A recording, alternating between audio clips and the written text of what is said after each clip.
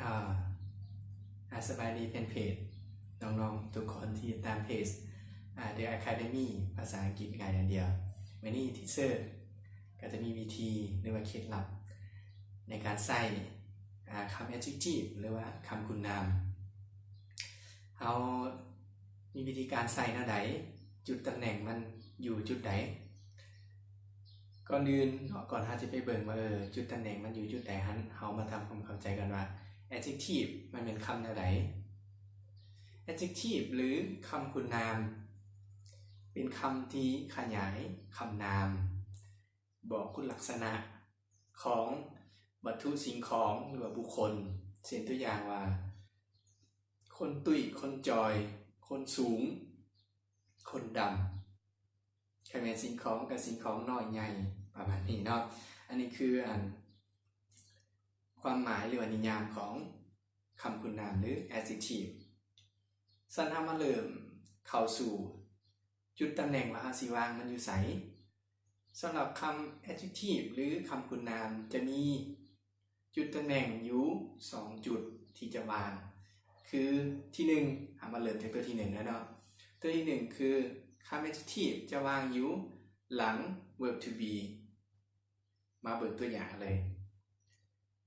She is beautiful ละงามอีกตัวอย่างหนึ่งเนาะhe is handsome ละเป็นคนหล่อคนเท่อะไรก็ว่าไปเนาะประมาณนี้อันนี้คือกรณีมันอยู่น้ำหลังของกริยา verb to be บัดนี้มาสู่ตัวที่2เขาจะวางอยู่ใส่สำหรับจุดที่2นี่ adjective มันจะอยู่ตามหลังverb นะอยู่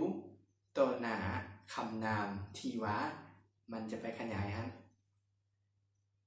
มาเบิ่งประโยคตัวอย่างเลย He is a tall man a tall man tall ในวันนี้มันจะไปขยายคำว่า man ซึ่งไปขยายคำนามที่อยู่ตามหลังของมันมาเบิ่งตัวอย่างต่อไป She is a little girl ลาเป็นผู้หญิงตัวน้อยๆคนหนึ่ง little ตัวนี้มันไปขยายคำนามที่ว่าเป็น girl นั่นอีกตัวอย่างหนึ่งเนาะ She is a clever person in this college เราเป็นผู้หญิงที่ฉลาดคนหนึ่งอยู่ในวิทยาลัยแห่งนี้